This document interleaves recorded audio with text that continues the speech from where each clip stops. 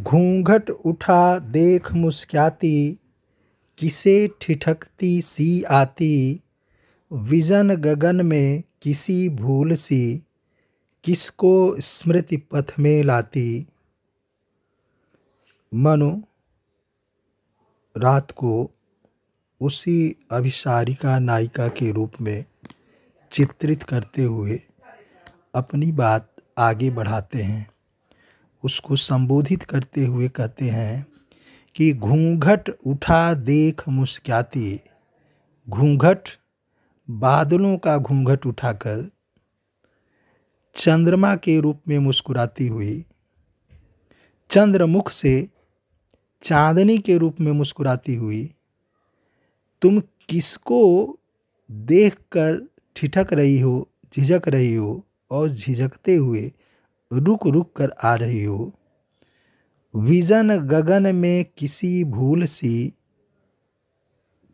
उस निर्जन आकाश में ऐसा लगता है कि पहले की किसी भूल को तुम याद करने की कोशिश कर रही हो। प्रकृति का एक अच्छा चित्रण है जिसमें कवि ने चांदनी रात को एक नायिका के रूप में चित्रित किया है कि एक ऐसी नायिका जो अपने अभिसारिका नायिका, शुक्लाभिसारिका नायिका जो अपने प्रिय से मिलने के लिए जाती है और रास्ते में घूंघट उठाकर किसी को देखकर मुस्कुराती है, किसी को देखकर ठिठक जाती है और पति अपने प्रिय से मिलने के लिए चली जाती है।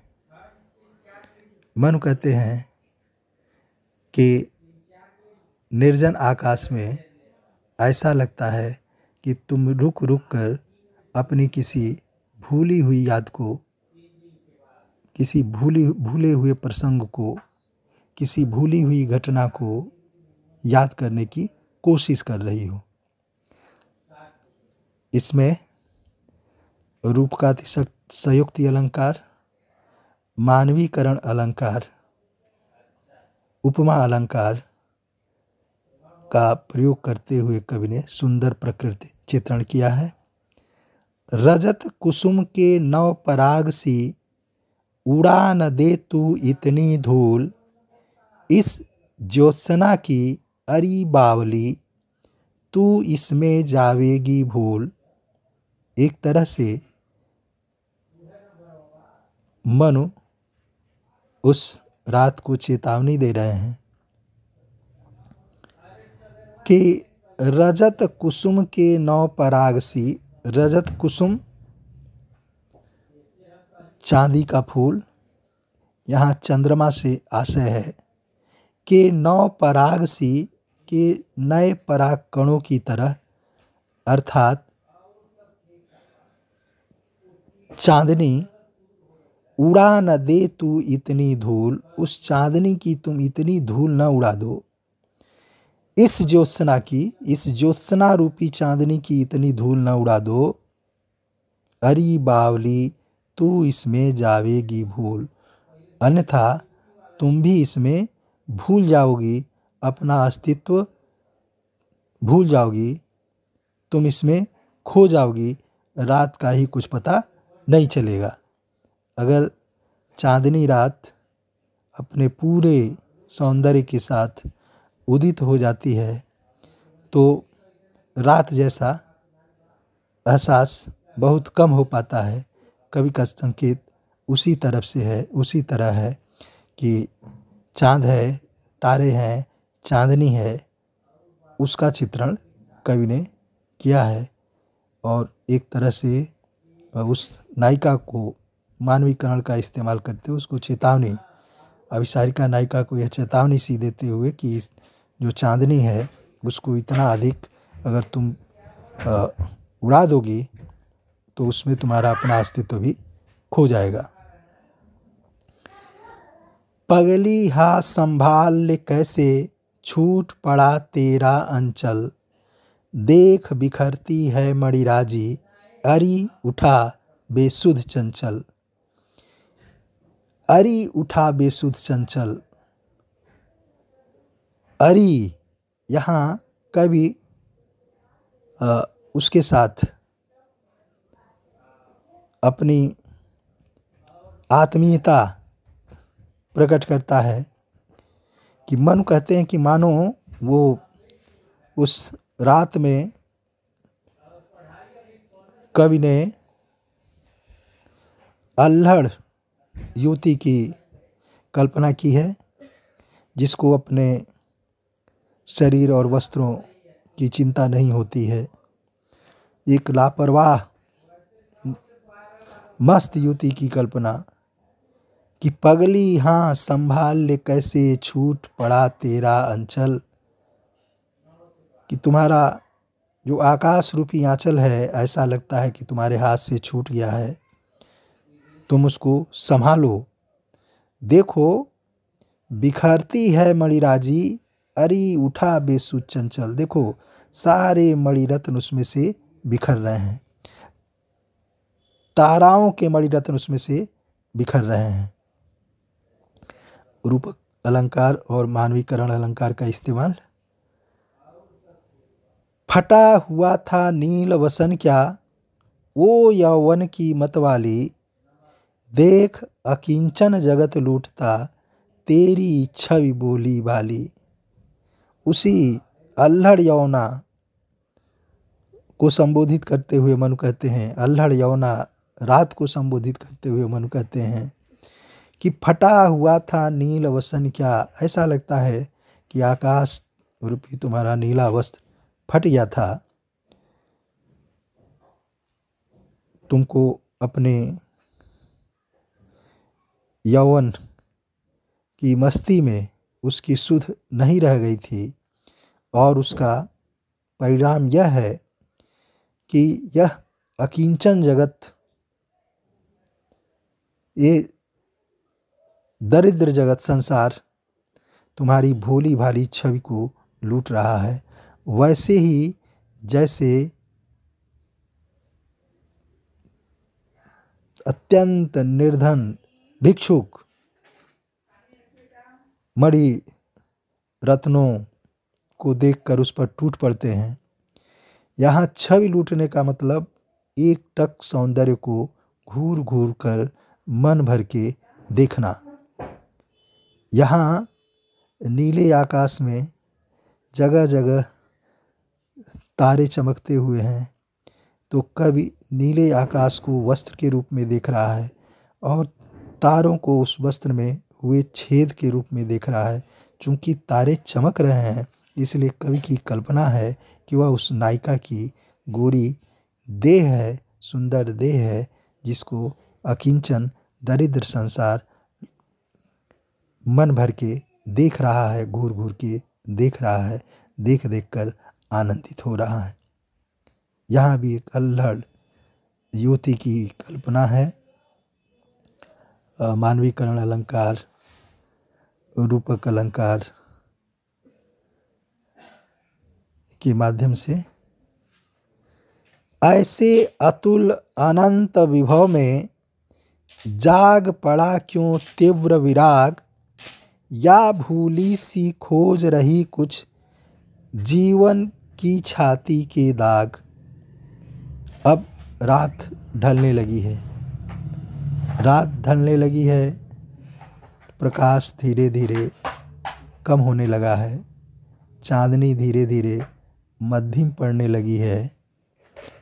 कवि कह रहा कि ऐसे मन को ऐसा प्रतीत होता है कि ऐसे अतुल अनंत विभव में, अनंत वैभव ऐश्वर्य में जाग पड़ा क्यों तीव्र विराग। अचानक तुम्हारे मन में वैराग्य का भाव क्यों जग पड़ा, अचानक तुम उदास सी क्यों हो गई।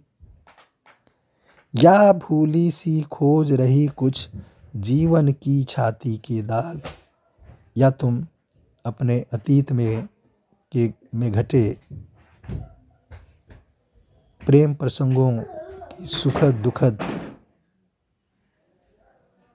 स्मृतियों को ताज़ा कर रही हो, इसलिए तुम्हारा जो ऐश्वर्य है जो वैभव है, ये जो चांदनी है वो मध्यम पड़ गई है।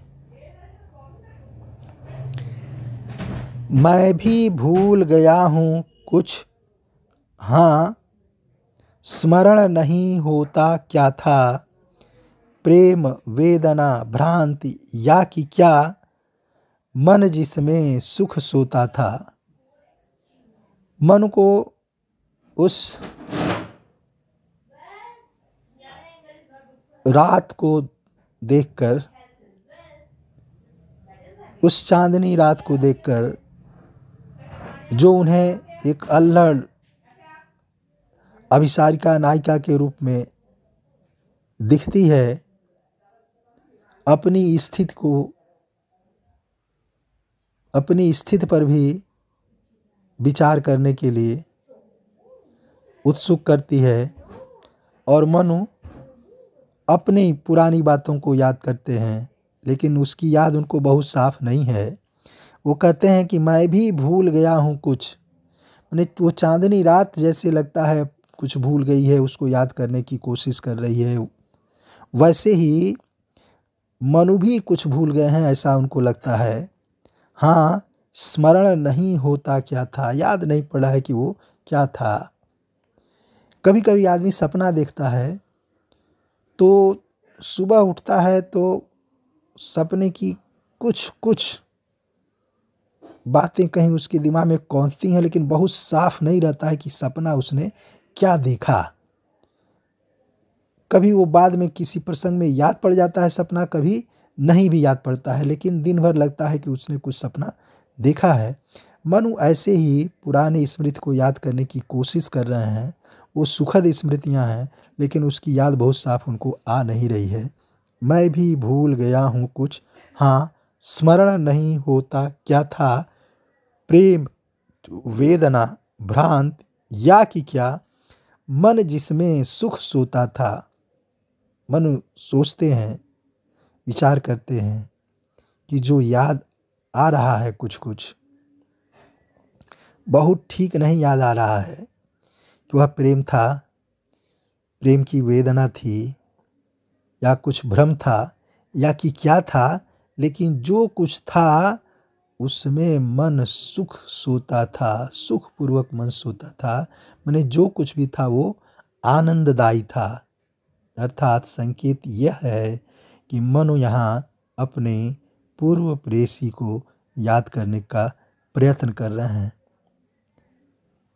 मिले कहीं वह पड़ा अचानक, उसको भी न लुटा देना, देख तुझे भी दूंगा तेरा भाग, न उसे भुला देना। मनु उस चांदनी रात को अब दूती के रूप में, अपनी दूती के रूप में इस्तेमाल करते हैं, संदेशवाहक के रूप में उसको देखते हैं और कहते हैं कि मिले कहीं वह पड़ा अचानक। मैं जिसको भूल गया हूँ, अगर वो कहीं तुमको अचानक मिल जाए।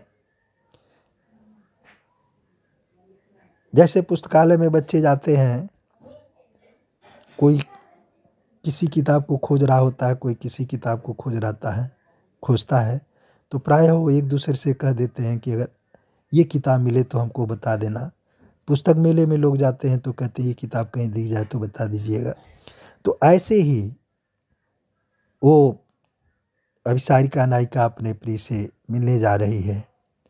तो कवि कह रहा है, रात रूपी अभिसारिका नायिका, तो कवि कह रहा है कि तुमको अगर कहीं वो मिल जाए जिसको मैं भूल गया हूँ, तो उसको भी न लुटा देना। जैसे तुमने अपने सौंदर्य को लुटा दिया है, मणिराज्यों को लुटा दिया है, वैभव को लुटा दिया है, ऐसे ही तुम उसको खो मत देना।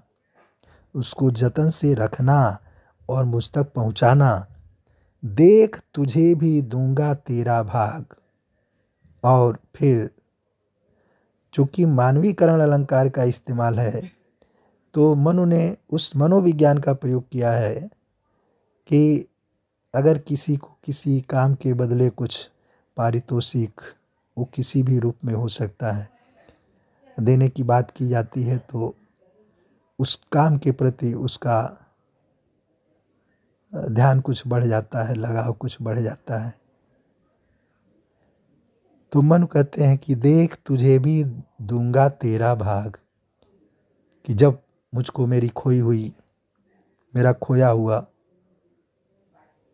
मिल जाएगा तो मैं तुमको पुरस्कृत करूँगा, न उसे भुला देना, उसको तुम भूल न जाना और मेरी इस बात को भी न भूल जाना कि तुमको तुम्हारे कार्य का पारितोषिक मिलेगा, पुरस्कार मिलेगा। यहाँ इस सर्ग का समापन होता है। सर्ग के समापन में कवि ने अगले सर्ग का संकेत किया है कि यहाँ मनु अपनी पूर्व जीवन संगिनी को याद करते हैं, उससे मिलन की आकांक्षा है उनके मन में, और इसके बाद का सर्ग श्रद्धा सर्ग है जिसमें मनु की कामायनी से भेंट होती है, मनु की श्रद्धा से भेंट होती है। तो इस रूप में इस सर्ग का अंत आगे के सर्ग का संकेत करने वाला है, उससे जुड़ता है। धन्यवाद।